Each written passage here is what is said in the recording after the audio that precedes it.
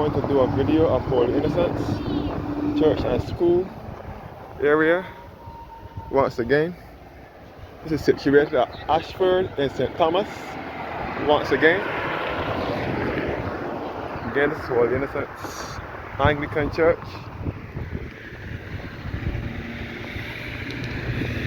And this is the primary school building on here with the mural graphic on it. And you can see this is the Barbados flag. And for those of you who don't know, this is our Independence Month, the month of November. We celebrate independence on the 30th day of November. This is the mural graphic here that was done by Miss June Connell in 2005. Depicting things in St. Thomas. We have the windmill at Sturgis Plantation in St. Thomas. The monkeys at Welsh Mahogany in St. Thomas. Lester Vaughan, Mr. Lester Vaughan, who was the principal of Holy Innocents School back in the 1950s and 60s. And the other flags here are blocking it, blocking the rest of the murals here.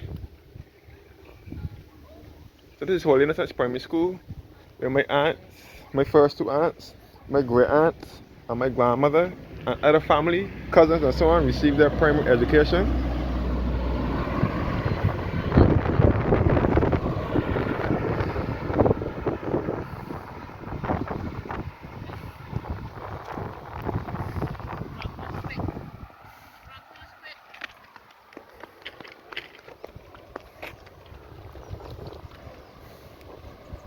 Yes, guys, looking up towards Holy Innocents Church, Anglican Church.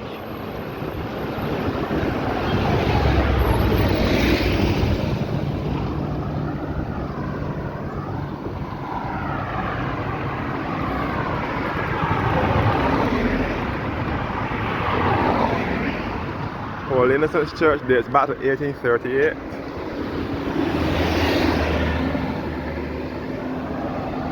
And it was built and destroyed by fire in 1831 and rebuilt in 1838, and we dedicated in 1839.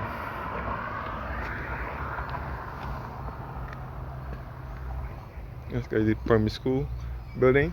This was the girls' school when it was Holy Innocents Girls' School.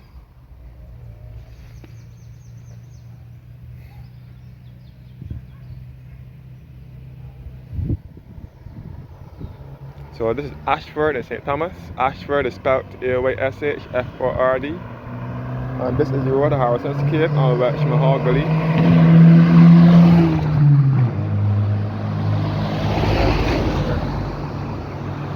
This is the road to Harrison's Cave on Welsh Mahogany.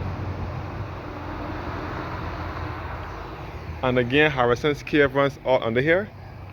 That is why they said that when service is going on at the church, that the organ from the church vibrates into the cave.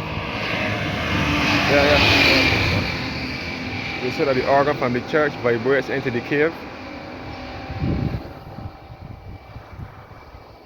Holy Innocents Church and School.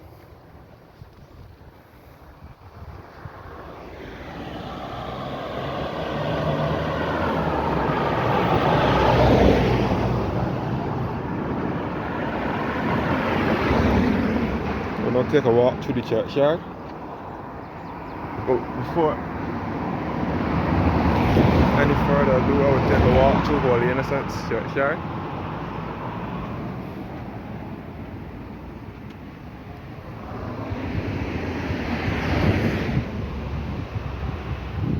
So they don't bury people in this cemetery anymore. They bury them on the other side over here now. This is the grave of the Gooding family. Mildred Gooding, born 1903 and died in 1974, beloved wife of W.T. George Gooding and of W.T. George Gooding, 1903 to 1977. Jeffrey T. Gooding, which is probably the son, who was born in 1935 and died in 2014.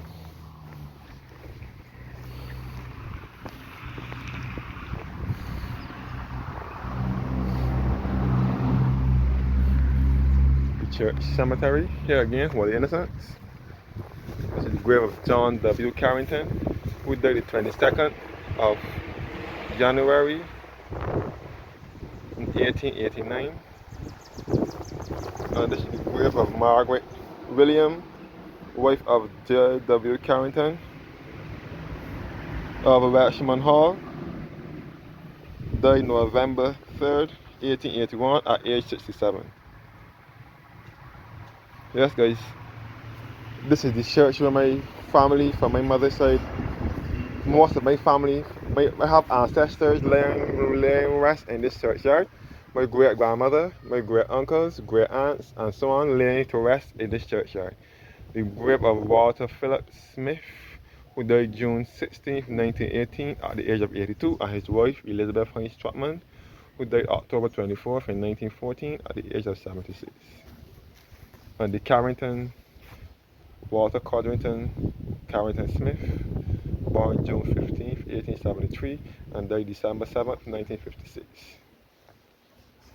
And Beatrice Lyle Smith, born the 10th of March, 1872, and died December 10th, 1922. And Phoebe Warren Smith, born the 30th of January, 1871, and died the 21st of December, 1962. Yes, guys, this is the church where my family from my mother's side are all laid to rest. Most of them, my great aunts, great uncles, great grandparents, some of my cousins, and other relatives are all laid to rest in this churchyard. I also have one great aunt who is still living, who is still alive. She sings in the choir. She's the only great aunt that I have living. Back at the school building again. And this is the bell here, the bell free where the bell is.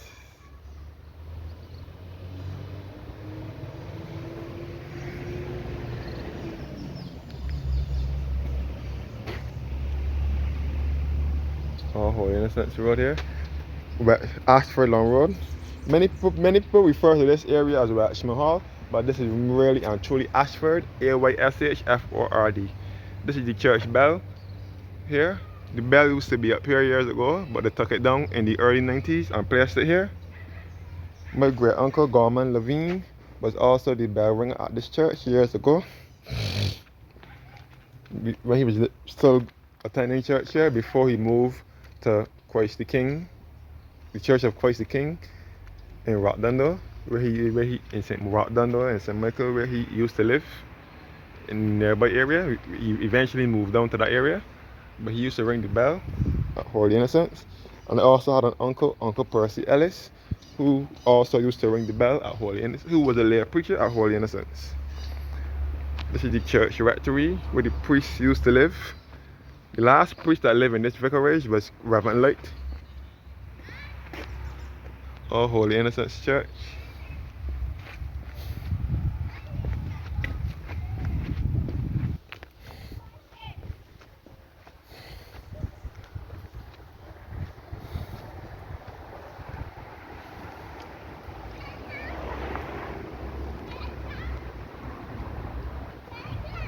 And this is the grave, this is the Gill, Ermintrude Gill, born 1892 and died in September 1968.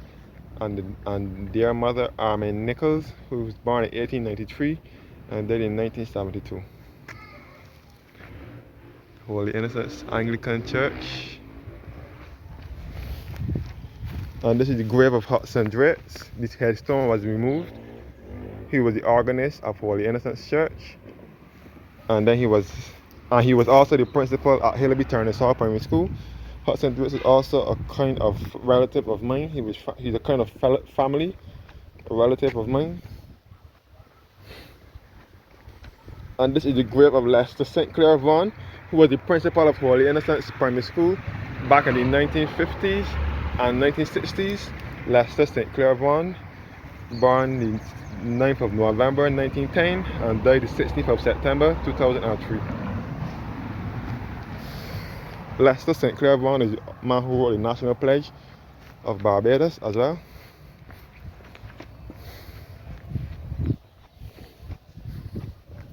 Further up the road, we'll be leading you back to Ayshford Hall, Holy Innocents Church, Anglican Episcopalian. So above here will be St. Thomas Post Office, which is the beginning of Ayshford Hall, which many residents refer to as Sally Corner. And this is the set spot here where the boys' school used to be, Holy Innocents Boys' School, which later became the Vicar's Club. The Vicar's Club used to keep dances and parties there, but it was later removed. You can see the road here at the side here is referred to by many residents as the line which will lead back to Brian's Road in Wexham Hall, St. Thomas. Holy Innocents Church. Once again, thanks for watching and have a blessed evening.